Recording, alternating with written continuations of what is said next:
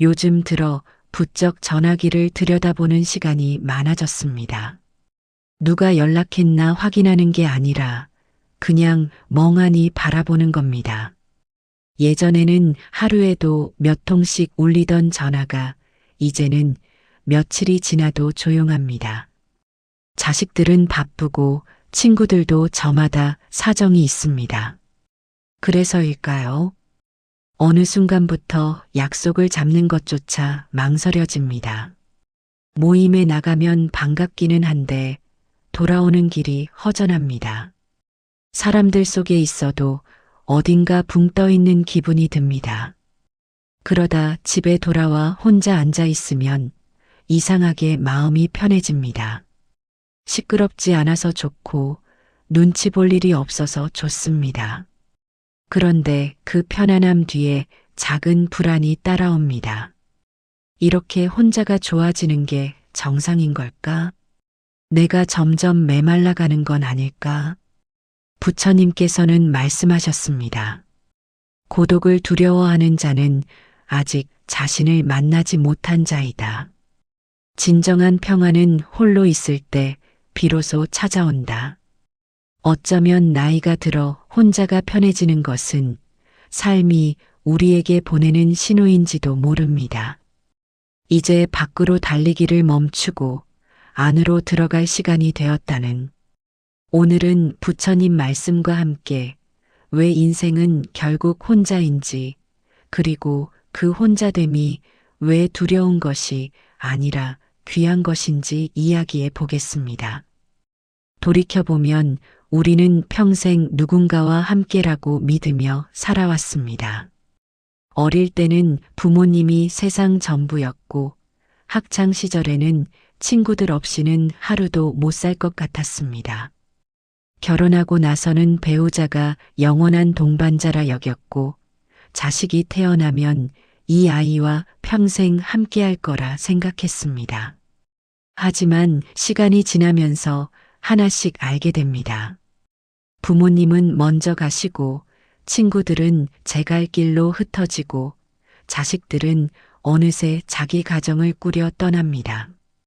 배우자마저 먼저 세상을 떠나면 결국 남는 건 나 혼자입니다.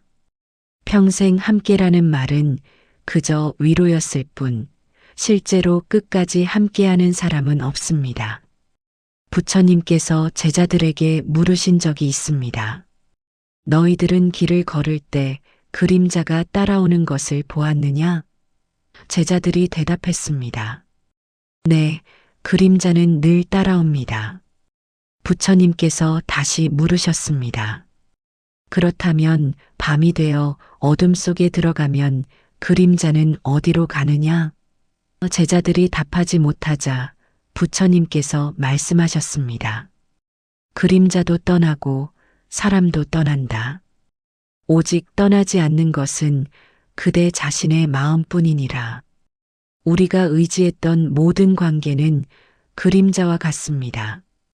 밝은 햇살 아래서는 선명하게 곁에 있는 것 같지만 삶의 어둠이 찾아오면 어느새 사라집니다.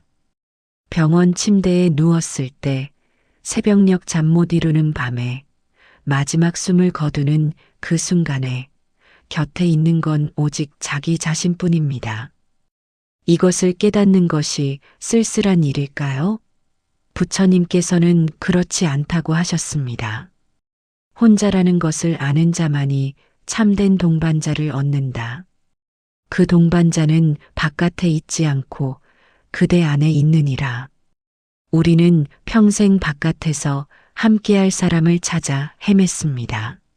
하지만 정작 가장 가까이서 단 한순간도 떠나지 않고 함께 온 존재를 잊고 살았습니다. 그것은 바로 나 자신입니다. 태어날 때부터 지금까지 그리고 죽는 순간까지 함께하는 유일한 존재. 우리는 그 존재를 너무 오랫동안 홀대해 왔습니다. 다른 사람의 눈에 비친 나, 다른 사람의 평가에 따른 나, 다른 사람과의 관계 속에서의 나만 중요하게 여기고 정작 아무도 없을 때에 온전히 혼자인 나는 외면해 왔습니다. 그러니 혼자가 되면 공허한 것입니다. 평생 만나지 않은 사람을 갑자기 마주한 것처럼 낯설고 불편한 것입니다. 부처님께서 말씀하셨습니다. 남을 사귀기 전에 먼저 자신을 사귀어라. 자신과 화해하지 못한 자가 어찌 남과 참되게 어울릴 수 있겠느냐. 나이가 들어 혼자가 많아진다는 것은 이제야 비로소 자기 자신을 만날 기회가 주어졌다는 뜻입니다. 평생 외면했던, 평생 뒷전으로 밀어두었던 그 존재와 마주 앉아 이야기를 나눌 시간이 온 것입니다. 살다 보면 사람에게 상처받는 일이 많습니다. 자식에게 서운하고, 배우자에게 화가 나고, 친구에게 실망합니다. 그럴 때마다 우리는 생각합니다. 내가 저만큼 해줬는데 어쩜 저럴 수가. 내가 저 사람을 얼마나 아끼는데 왜 나한테 이러지. 하지만 잘 생각해보면 그 상처의 근원은 상대방이 아닙니다. 내가 품은 기대입니다. 내가 이만큼 했으니 저 사람도 이만큼 해야 한다는 기대. 내가 이렇게 생각하니 저 사람도 이렇게 생각해야 한다는 기대. 그 기대가 충족되지 않을 때 상처가 됩니다. 부처님께서 말씀하셨습니다. 기대는 미리 쓴 차용 증서와 같다.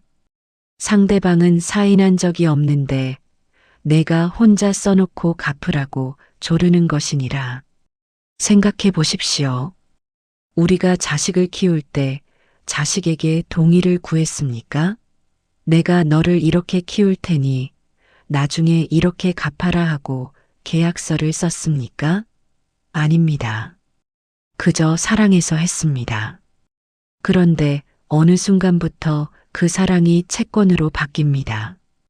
내가 이만큼 투자했으니 수익을 회수해야겠다고 생각하게 됩니다. 한 노인이 부처님께 하소연했습니다. 세존이시여, 저는 평생 남을 위해 살았습니다. 부모님께 효도하고 자식 잘 키우고 이웃에게 베풀었습니다. 그런데 지금 저를 챙겨주는 사람이 아무도 없습니다. 세상이 너무 야박합니다. 부처님께서 물으셨습니다. 그대가 선행을 베풀 때 무엇을 바라고 했느냐? 노인이 대답했습니다. 좋은 일을 하면 좋은 일이 돌아온다고 하지 않습니까? 부처님께서 고개를 저으셨습니다. 그것이 바로 그대의 고통의 뿌리다. 돌아올 것을 바라고 한 선행은 선행이 아니라 투자다. 투자는 실패할 수도 있는 것이니라. 이 말씀이 처음에는 야박하게 들릴 수 있습니다. 그렇다면 베풀면서 살지 말라는 것인가? 아닙니다. 베풀되 돌려받을 것을 기대하지 말라는 것입니다. 사랑하되 그 사랑이 의무처럼 돌아오기를 바라지 말라는 것입니다. 부처님께서 말씀하셨습니다. 강물이 바다로 흘러갈 때 바다가 고맙다고 하기를 기다리느냐? 나무가 그늘을 만들 때 지나가는 사람이 보답하기를 바라느냐? 베푸는 것 자체가 이미 완성이다. 거기에 무엇을 더 바라느냐? 나이가 들어 서운한 일이 많다면 스스로에게 물어보십시오. 내가 얼마나 많은 기대를 품고 있었는가? 그 기대 중에서 상대방이 동의한 것이 얼마나 되는가? 대부분의 기대는 나 혼자 품은 것입니다. 그러니 그것이 이루어지지 않는다고 상대방을 원망하는 것은 공정하지 않습니다. 혼자 산다는 것은 그 기대들을 하나씩 내려놓는 과정입니다. 자식에게 기대하지 않으면 자식에게 서운할 일이 없습니다. 친구에게 기대하지 않으면 친구에게 상처받을 일이 없습니다. 그렇게 기대를 내려놓을수록 마음이 가벼워집니다. 이상하게도 기대 없이 대할 때 관계는 오히려 더 편안해집니다. 부처님께서 말씀하셨습니다. 집착을 놓으면 손에 쥔 것은 없으되 온 세상을 얻느니라. 제자가 부처님께 물었습니다. 스승님, 혼자 살면 정이 메마르지 않겠습니까? 사람은 사람 속에서 살아야 한다고 하지 않습니까? 부처님께서 말씀하셨습니다. 우물을 본 적이 있느냐? 우물은 홀로 있다. 하지만 목마른 자가 찾아오면 물을 준다. 자신이 먼저 달려가 물을 먹이려고 쫓아다니지 않는다. 그저 깊이 고여 있으면 찾아오는 이에게 넉넉히 나눠줄 수 있느니라. 이 비유에 삶의 지혜가 담겨 있습니다. 혼자 산다는 것은 남과 담을 쌓고 차갑게 살라는 뜻이 아닙니다. 우물처럼 깊어지라는 뜻입니다. 자신을 채우라는 뜻입니다. 생각해 보십시오.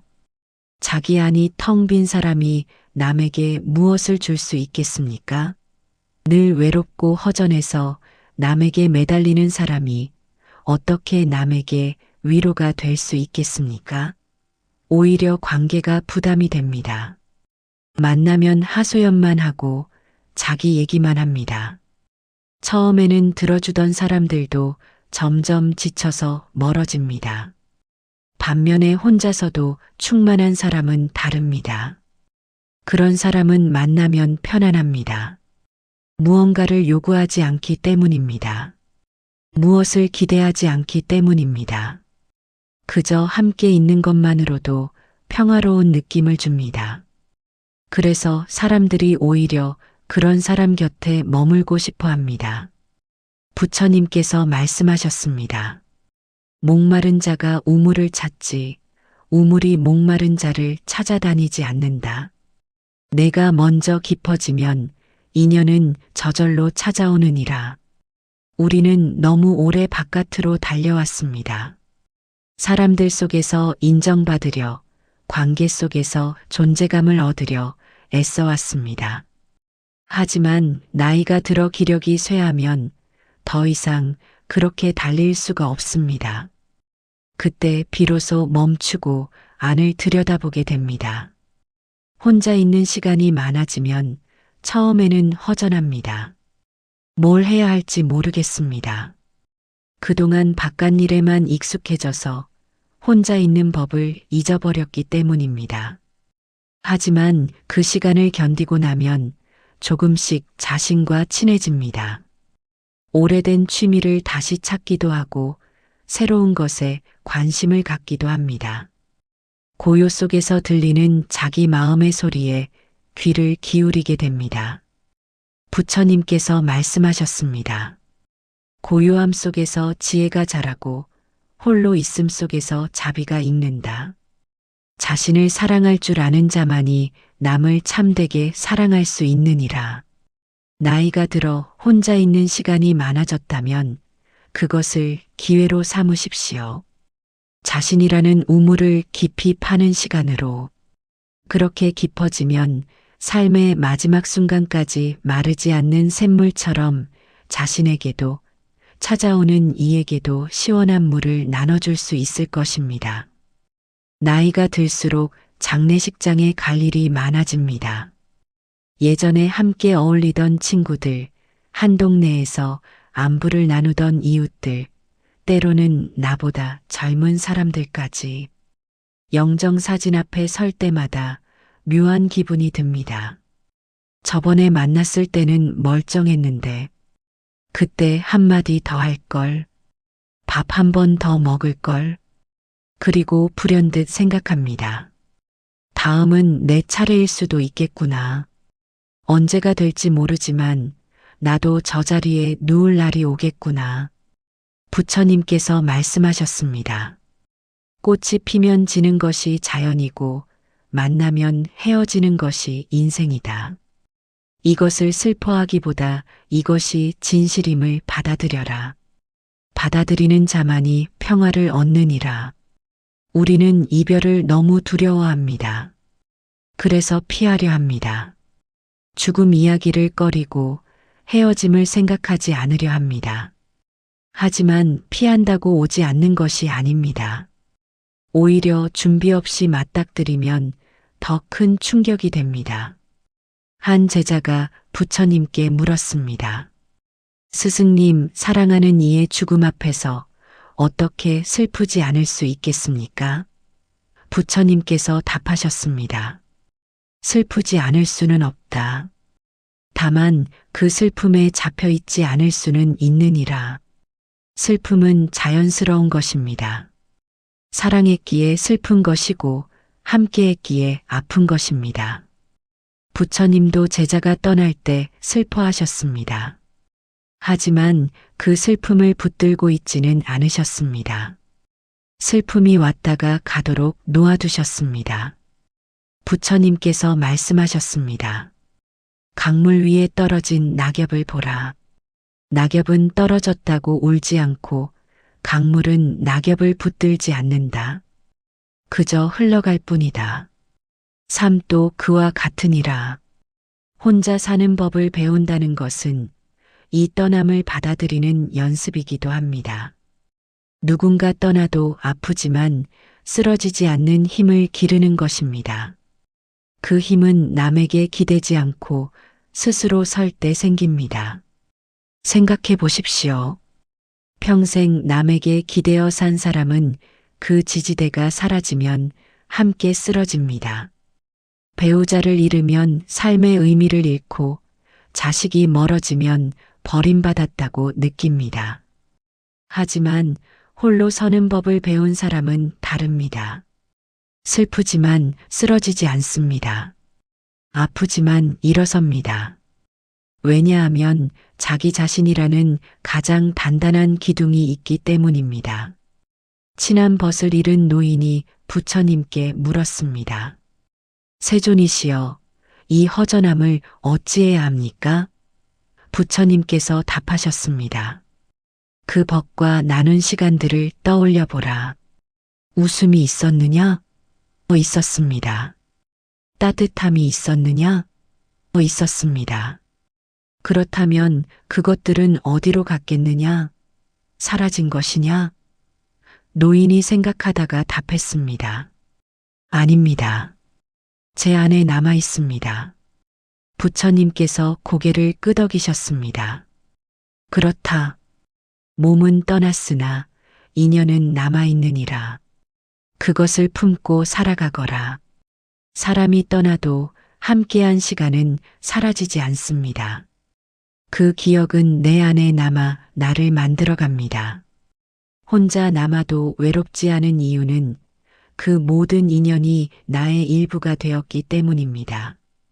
나이가 들면 비교할 일이 참 많습니다. 저 집 자식은 잘 됐는데 우리 자식은 왜 저렇나? 저 사람은 건강한데 나는 왜 이렇게 여기저기 아픈가?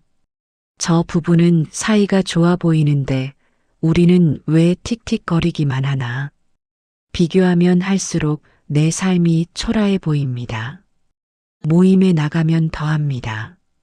누구는 자식 자랑, 누구는 손주 자랑, 누구는 여행 자랑. 듣고 있으면 나만 뒤처진 것 같습니다. 그래서 모임이 피곤해집니다. 웃는 얼굴로 앉아 있지만 속으로는 시기와 열등감이 들끓습니다. 부처님께서 말씀하셨습니다.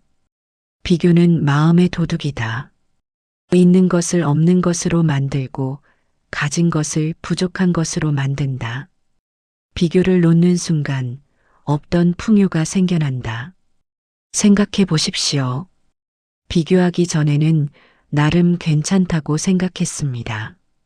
내 삶, 내 가족, 내 상황. 모자란 것도 있지만 그럭저럭 감사하며 살았습니다. 그런데 누군가와 비교하는 순간 갑자기 내 것이 초라해 보입니다. 실제로 뭔가 달라진 게 아닌데 비교라는 렌즈를 끼자 모든 것이 달라 보이는 것입니다. 부처님께서 말씀하셨습니다. 두 그루의 나무가 있다. 하나는 크고 하나는 작다. 작은 나무가 큰 나무를 보며 괴로워한다면 그 괴로움은 누가 만든 것이냐? 큰 나무가 만든 것이냐? 작은 나무 스스로 만든 것이냐? 남의 삶은 밖에서 보이는 것이 전부가 아닙니다. 자식 잘 된다고 자랑하는 그 집에 무슨 사연이 있는지 모릅니다. 건강해 보이는 그 사람이 밤에 무슨 걱정으로 잠 못 이루는지 모릅니다. 우리가 보는 것은 표면일 뿐, 그 아래 무엇이 있는지는 당사자만 압니다. 부처님께서 말씀하셨습니다. 모든 집에 근심이 있다. 다만 겉으로 드러내지 않을 뿐이니라. 혼자 산다는 것은 이 비교에서 벗어나는 것이기도 합니다. 남의 기준으로 내 삶을 재지 않는 것입니다. 남들이 어떻게 사는지에 연연하지 않고 나에게 맞는 나의 삶을 사는 것입니다. 나이 들어 혼자 있는 시간이 많아지면 처음에는 남들과 비교하며 처량하게 느껴질 수 있습니다. 저 사람은 가족에게 둘러싸여 있는데 나는 왜 혼자인가? 하지만 생각을 바꾸면 다르게 보입니다. 혼자이기에 눈치 볼 일이 없습니다. 혼자이기에 내 시간을 온전히 쓸 수 있습니다. 혼자이기에 비교의 굴레에서 벗어날 수 있습니다. 부처님께서 말씀하셨습니다. 꽃은 제 계절에 피고 새는 제 하늘을 난다. 어찌 서로를 부러워하겠느냐? 그대도 그대의 자리에서 그대의 삶을 살아가면 될 것이니라. 비교를 멈추면 비로소 내가 가진 것이 보입니다. 아침에 눈을 뜰 수 있다는 것, 밥을 먹을 수 있다는 것, 창밖으로 햇살이 들어온다는 것, 당연하게 여겼던 모든 것이 얼마나 귀한 것인지 알게 됩니다. 그때 비로소 풍요가 시작됩니다. 부처님께서 열반에 드시기 전 마지막으로 제자들에게 남긴 말씀이 있습니다. 자기 자신을 등불로 삼고 자기 자신을 의지처로 삼아라. 가르침을 등불로 삼고 가르침을 의지처로 삼아라. 다른 것에 의지하지 말라. 이 말씀은 2500년이 지난 지금도 울림을 줍니다. 부처님께서 가장 마지막에 당부하신 것은 거창한 것이 아니었습니다. 자기 자신을 믿고 설하는 것이었습니다. 우리는 평생 바깥에서 의지처를 찾았습니다. 부모님에게, 배우자에게, 자식에게, 친구에게. 하지만 결국 깨닫게 됩니다. 그 모든 것은 변하고 떠난다는 것을, 영원히 의지할 수 있는 것은 없다는 것을. 그렇다면 무엇을 믿어야 할까요? 부처님께서는 말씀하셨습니다. 자기 자신을 믿으라고. 바깥에서 찾지 말고 안에서 찾으라고. 혼자 산다는 것은 결국 자기 자신에게 돌아오는 것입니다. 평생 바깥으로 달려왔던 시선을 안으로 돌리는 것입니다.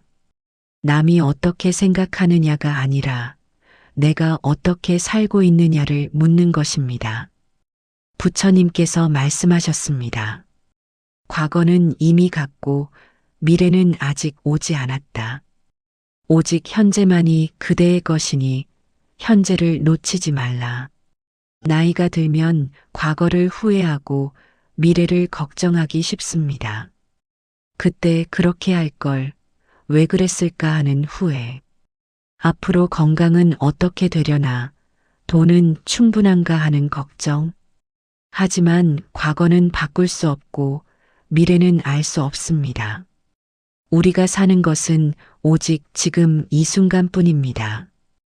혼자 있을 때 그 지금이 더 선명해집니다.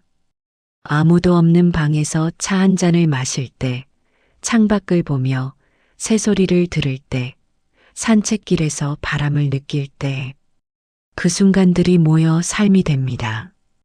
거창한 것이 아닙니다. 작고 소박한 지금들이 모여 인생이 되는 것입니다. 부처님께서 말씀하셨습니다. 그대가 찾는 행복은 먼 곳에 있지 않다. 바로 지금 그대가 숨쉬는 이 순간에 있느니라. 다만 그대가 알아차리지 못할 뿐이니라. 혼자 사는 것이 외로운 게 아닙니다. 외로움은 함께 있어도 느낍니다. 사람들 속에서도 느낍니다. 오히려 진정한 평화는 혼자 있을 때 찾아옵니다. 아무도 방해하지 않는 그 고요 속에서 비로소 자기 자신의 소리가 들립니다. 그 소리에 귀 기울이는 것, 그것이 바로 삶의 마지막 공부입니다. 오늘 긴 이야기를 함께 나누었습니다. 나이가 들수록 혼자가 되는 것, 그것이 쓸쓸한 것만은 아니라는 것을 말씀드리고 싶었습니다. 부처님께서는 평생 이것을 가르치셨습니다. 스스로 등불이 되라고, 스스로 의지처가 되라고, 바깥에서 행복을 찾지 말고 안에서 평화를 찾으라고. 우리는 태어날 때 혼자 왔고 떠날 때 혼자 갑니다. 그 사이의 시간 동안 수많은 인연을 만나지만 결국 끝까지 함께하는 것은 자기 자신뿐입니다. 그러니 그 자기 자신과 화해하십시오. 그 자기 자신을 사랑하십시오. 그것이 혼자 사는 법의 첫걸음입니다. 혼자가 편해지셨다면 그것은 나약해진 것이 아닙니다. 성숙해진 것입니다. 이제 더 이상 바깥에서 인정받을 필요가 없어진 것입니다. 스스로 충분하다는 것을 알게 된 것입니다. 부처님께서 마지막으로 말씀하셨습니다. 모든 것은 변한다. 게으르지 말고 정진하라. 혼자 있는 시간을 두려워하지 마십시오. 그 시간 속에서 자신을 만나고 자신을 알아가고 자신과 친해지십시오. 그것이 남은 날들을 가장 풍요롭게 사는 방법입니다. 오늘 말씀이 여러분의 마음에 작은 등불이 되기를 바랍니다. 감사합니다.